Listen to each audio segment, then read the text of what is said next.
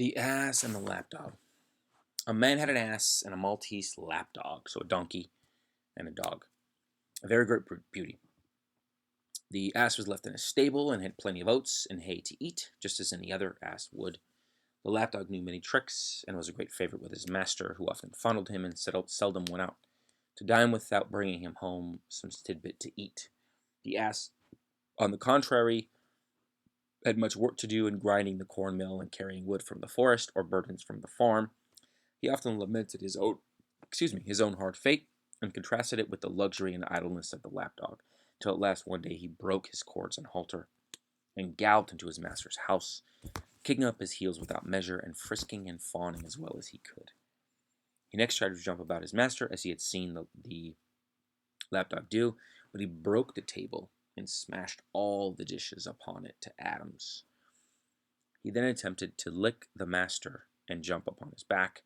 The servants, hearing the strange hubbub and perceiving the danger of their master, quickly relieved him and drove out the ass to his stable with kicks and clubs and cuffs. See the "k" and the "k" and the "k." That's definitely alliteration. The ass, it's also onomatopoeia, like kicks, clubs, cuffs. I think it's onomatopoeia-ish, where the sound it sounds like the actual word, like buzz or zip or zoom.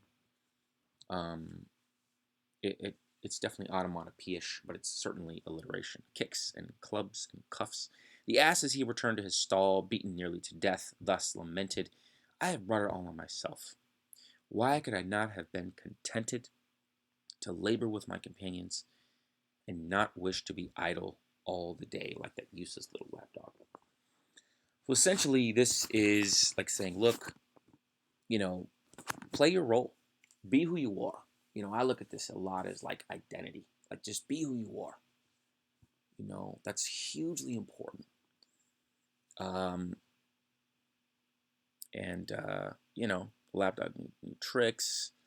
The master played with him, and we go out, and then we'd come back and bring him the treat, probably to reward him for being so entertaining and so funny and so delightful for the humans to get a kick out of this animal. And you know the but the ass had a lot of work to do, and he was complaining about his hard fate, and he thought that the lapdog had a lot of idleness. Like, yeah, you're doing tricks, but that's kind of fun. It's kind of a luxury. It's kind of an indulgence. So he broke his cords and halter. He just busted out of his restraints as a donkey, as a beast of burden, essentially, um, and just galloped into his master's house. And he tried to be the dog, though. He tried to be the dog. He tried to jump up and and he probably saw the dog do it with the master. Master gave him a hug and threw him a treat, and he's just thinking he could do the exact same thing. But he broke the table. He smashed all the dishes, and then he attempted to lick the master and jump on his back. I mean, he's seen what this dog's been doing, and like how favorably the master's been responding, but it's just not. The master's not responding the way he expects him to. So the servants drove out the ass to his stable with kicks and clubs and cuffs. And then the ass was, this donkey, as it were, was nearly beaten to death. So I mean, this wasn't like a funny event, because the servants were scared. They're like, "Oh, what's this donkey doing?" Like they don't understand, that he's trying to be like the dog.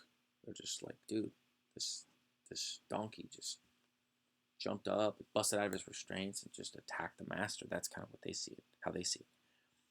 I brought it all on myself. At least he takes responsibility. This donkey. I brought it all on myself. Why can I not have been content to labor with my companions and not wish to be idle all the day like that useless little lapdog? He's also making kind of a joke about idleness and laziness and just indulgences and just which I respect. And it's kind of funny. This character is like beaten and still. I like the dignity of some of these characters, just the true dignity. He got beaten to a bloody pulp, and he or she is just straight up saying, "I've brought it all on myself. Why can I not make attendance to live with my companions, and not wish to be idle all day like that useless little lapdog?" And just made a funny remark, that useless little lapdog. Um, so yeah, just be yourself in general. Also, same thing with like roles in like uh, sports or the military or any society, right? We all have our roles, and yeah, you could change roles, but I think that Aesop is saying that like this ass went about it the wrong way. Um, so it's definitely an um, interesting story, and it just reminds you to be yourself. The biggest thing that I got from this story is to be yourself. Because if you try to be somebody else, you're probably going to fail. And, you know, this was sort of taken to the nth degree in essence. Because this ass almost got killed, nearly beaten to death. So it's risky to not be yourself. And, obviously it's important. There are a lot of pressures and whatnot, from in different societies. But I still think that it's important to find a place to operate and environments to operate where you can truly, largely be yourself, and definitely don't try to be someone totally different. Be yourself. All right, the Ass and the Lapdog, Aesop's Fables. Thank you very much.